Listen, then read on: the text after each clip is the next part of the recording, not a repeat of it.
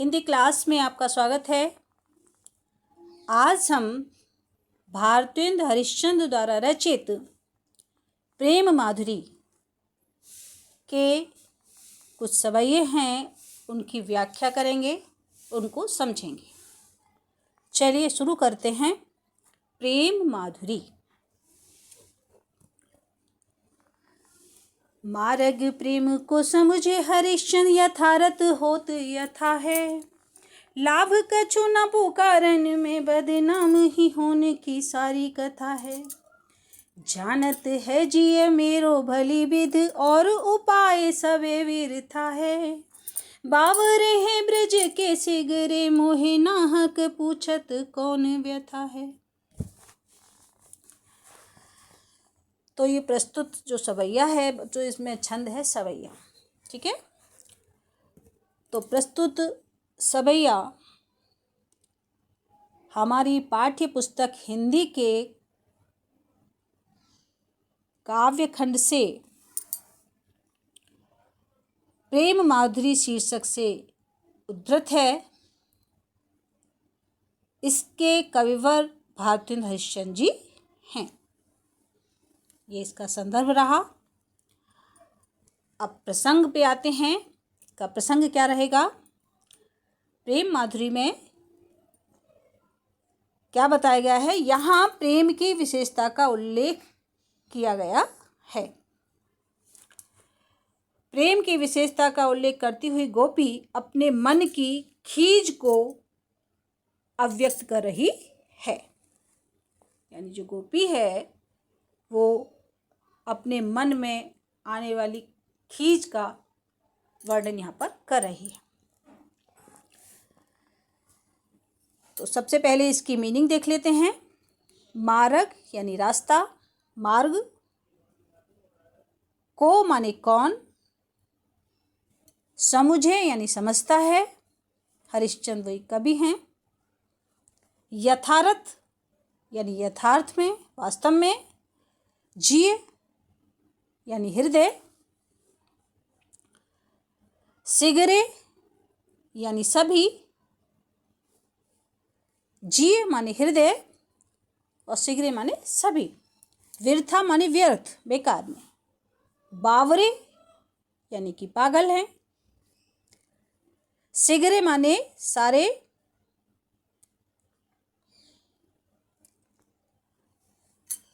चलिए ये इसकी मीनिंग हुई। अब इसकी व्याख्या जानते हैं। मार्ग प्रेम को समझे हरिश्चंद्र, यथारथ होत यथा है। तो गोपी कहती है कि प्रेम के मार्ग को भला संसार में उसके वास्तविक रूप को कौन समझ सकता है। यथारथ यानी वास्तविक।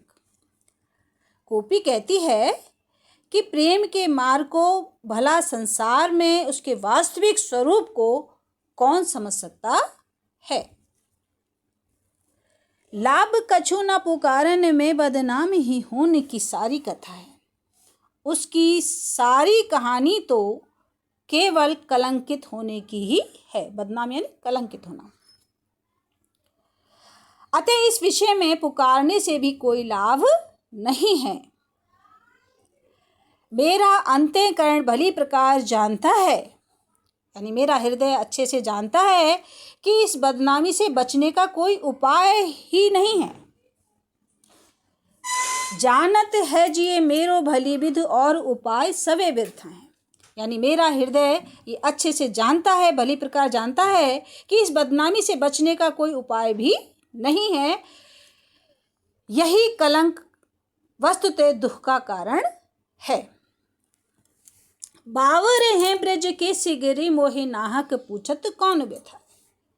फिर ब्रज के सभी लोग क्यों रह कर यानी बार बार मुझसे मेरी पीड़ा का कारण पूछते रहते हैं।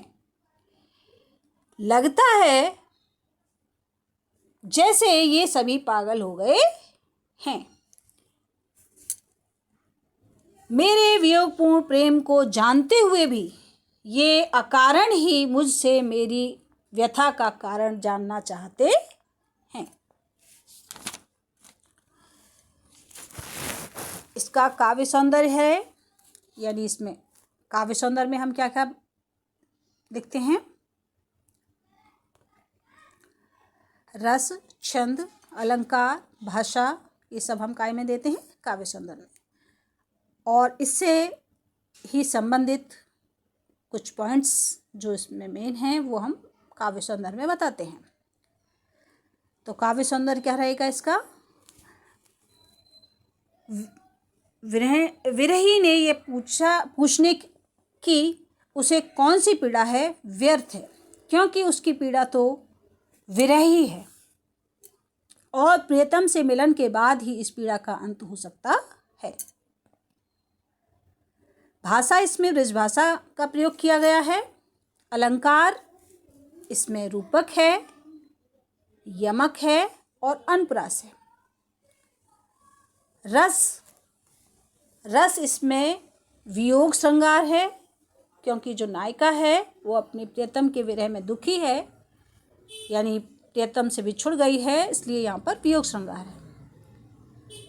गुण, इसमें माधुर्य है। शब्द शक्ति, इसमें लक्षणा है और छंद इसका सवैया है। आगे देखेंगे। रो कहे जो तो अमंगल होए और प्रेम नसे जो कहे प्रिय जाइए। रो कहे जो तो अमंगल होए और प्रेम नसे जो कहे प्रिय जाइए। जो कहे जाहो तो प्रभुता, जो कछु न कहे तो स्नेह नसाई। जो हरिश्चंद्र कहे तुमरे बिन जी हैं ना, तो यह क्यों पतियाइए। तासो पयान समय तुमसे हम, का कहें आप हमें समझाइए। तो इसमें प्रसंग देखिए, इसका संदर्भ तो जो का तो रहेगा।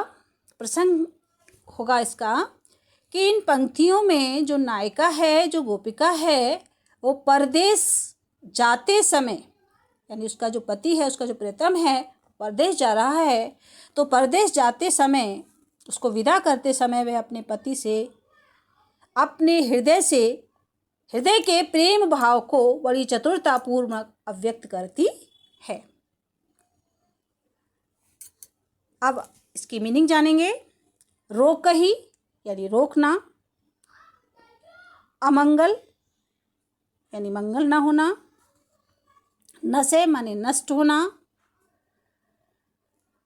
जी हैं यानी जीवित रहेंगे, पति आइए का मतलब है विश्वास करना, तासों माने इसलिए, पयान माने पयान समय का मतलब है जाते समय, प्रयाण करते समय। तो चलिए व्याख्या देखेंगे इसकी।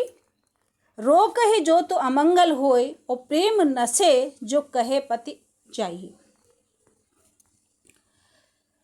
गोपिका का पति परदेश गमन के लिए प्रस्थान करने वाला है।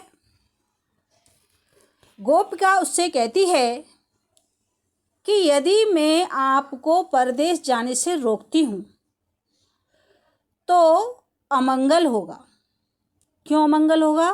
क्योंकि बच्चों ये मान्यता है कि यात्रा के लिए जब कोई जाता है तो व्यक्ति को रोकने या टोकने से उसका अमंगल हो जाता है। इसलिए गोपिका कह रही है कि यदि मैं आपको जाने से रोकती हूँ तो यह अमंगल होगा, और यदि मैं कहती हूँ कि आप जाओ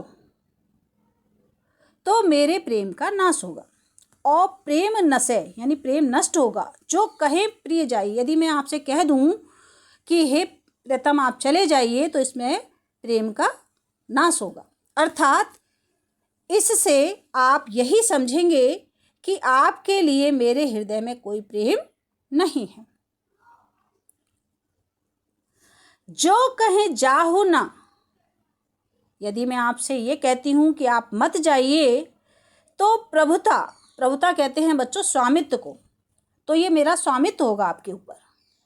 यदि मैं आपसे कहती हूँ कि आप चले जाइए तो ये आपके प्रति मेरी प्रभुता होगी, यानी कि मेरा स्वामित्व होगा। जो कछु न कहें तो स्नेह नसाइए, नसाइए यानी नष्ट होता है, स्नेह माने स्नेह यानी प्रेम। यदि मैं आपसे कुछ भी ना कहूँ तो इससे मेरा प्रेम नष्ट होता है, यानी मेरे प्रेम का अंत हो जाता है, क्योंकि आप समझेंगे कि मेरे हृदय में आपके लिए कोई भी प्रेम भावना नहीं है।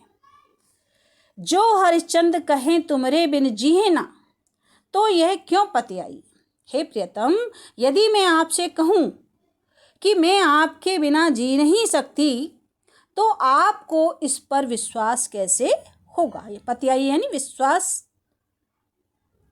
नहीं होगा, विश्वास। तो यदि मैं आपसे कहती हूँ कि मैं आपके बिना जीवित नहीं रहूँगी, तो आप इस पर भरोसा क्यों करेंगे। तासो पयान समय तुम्हरे हम का कहें, आप हमें समझाइए। इसलिए हे प्रियतम, आप ही बताइए, आप ही मुझे समझाइए कि मैं आपके इस प्रस्थान के समय में आपसे आपको क्या कहकर विदा करूं। इसका काव्य सौंदर्य में भाषा वही है, ब्रज भाषा। अलंकार इसमें अनुप्रास है, क्योंकि एक ही वर्ण की आवृत्ति बार बार हो रही है। जहाँ भी एक ही वर्ण की आवृत्ति बार बार होती है वहाँ अनुप्रास अलंकार होता है, ये आप जानते हैं। रस इसमें श्रृंगार है, शब्द शक्ति लक्षणा है, गुण इसमें माधुर्य है और छंद इसमें सवैया है। आज लो जो न मिले तो कहा हम तो तुम्हरे सब भांति कहावें। आज लो जो न मिले तो कहा हम तो तुम्हरे सब भांति कहावें। मेरो उराहना है कछु नाही, सवे फल आपने भाग को पावे। जो हरिचंद भई सो भई, अब प्राण चले चाहे तास सुनावे। प्यारे जू है जग की यह रीति, विदा के समय सब कंठ लगा। तो चलिए पहले इसके शब्द अर्थ जानते हैं। आज लो यानी आज तक, ना मिले यानी नहीं मिले हैं, तो माने तो, कहा माने क्या। यहाँ कहा से मतलब है बच्चों क्या। उराहना, उराहनो माने है बच्चों उलाहना देना, ठीक है। कछु माने कुछ, सवे यानी सब, आपने यानी अपने, भाग माने भाग्य, पावे यानी प्राप्त करते हैं, प्राण माने प्राण, तासो माने इसलिए, जग माने संसार, समय, समय का मतलब है समय, कंठ माने हृदय से लगाना, गले से लगाना। चलिए इसका प्रसंग जानते हैं। संदर्भ जो का तो रहेगा, पहले आप पढ़ चुके हैं ऊपर के 1-2 सवैया में। तो अब इसका प्रसंग है बच्चों कि यहाँ जो नायिका है वो अपनी प्रियतम के विरह में है, और उस नायिका की विरह दशा का यह वर्णन किया जा रहा है। व्याख्या। आज लोज न मिले तो कहा हम तो तुम्हरे सब भांति कहा। विरह में व्याकुल नायिका अपने प्रेमी के प्रति अपनी भावनाओं को व्यक्त करती हुई कहती है, क्या कहती है कि आज तक तुम हमसे नहीं मिले तो क्या हुआ।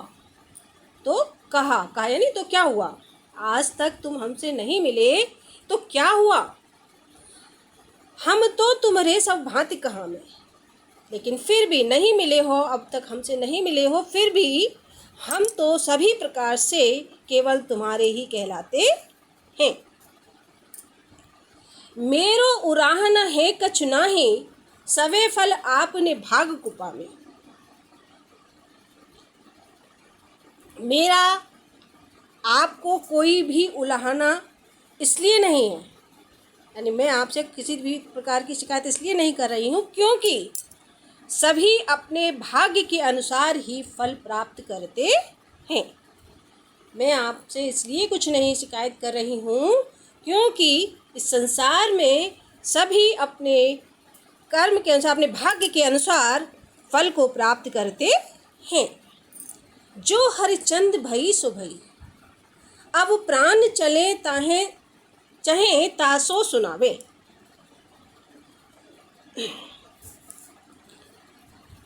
जब मेरे भाग्य में ही आपसे मिलना नहीं लिखा था, अर्थात आपसे ना मिल पाने के कारण दुख प्राप्त करना मेरे भाग्य में लिखा था, उसे मैं प्राप्त कर रही हूँ। तो इसमें जो हरिश्चंद्र भई सो भई, क्या कह रहे हैं कबीर, हरिश्चंद्र कबीर कि गोपी क्या कह रही है कि जो हुआ सो हुआ, जो होना था सो हो चुका, अब तो हमारे प्राण ही निकलने वाले हैं। अब प्राण चले माने निकलने वाले हैं।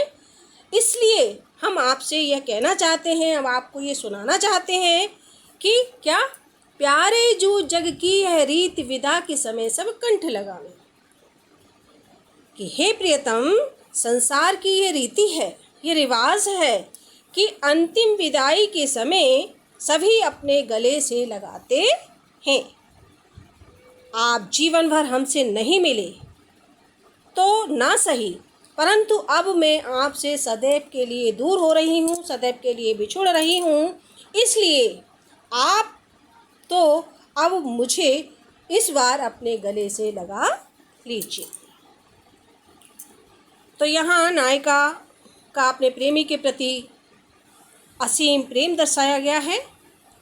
भाषा इसमें वही ब्रज भाषा है, अनुप्रास अलंकार है, और रस इसमें कौन सा है, क्योंकि नायक नायिका बिछुड़ गए हैं, इसलिए यहाँ कौन सा अलंकार रहेगा, वियोग श्रृंगार। चलिए अगला देखते हैं। व्यापक ब्रह्म सवे थल पूरन है, हमहु पहचानती हैं। व्यापक ब्रह्म सवे थल पूरन है, हमहु पहचानती हैं। पे बिना नंद लाल बिहाल, सदा हर्षचंद न ज्ञान ही ठानती हैं। ऊधो तुम ऊधो ए कहियो उनसो, हम और कछु नहीं जानते हैं। प्रिय प्यारे तिहारे निहारे बिना, अखियाँ दुखियाँ नहीं मानती हैं। शब्द देखेंगे। बिहाल यानी बिहल होना या व्याकुल होना।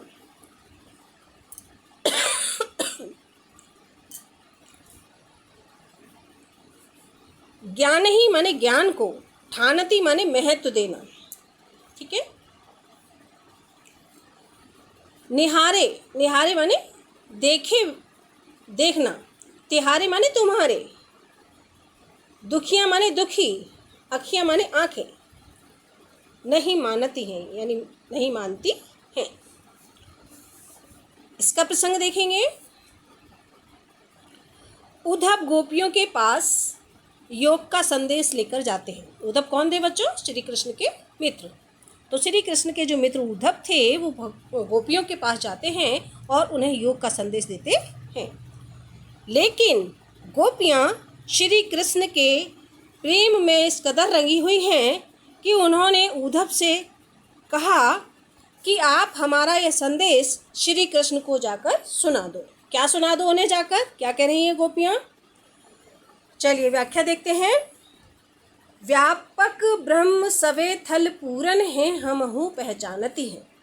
जब उद्धव जी गोपियों से कह रहे हैं कि ब्रह्मा के बारे में बता रहे हैं, तो गोपियाँ क्या कह रही हैं? गोपियाँ कहती हैं कि हम परमात्मा की सर्वव्यापकता के विषय में अच्छी तरह जानते हैं।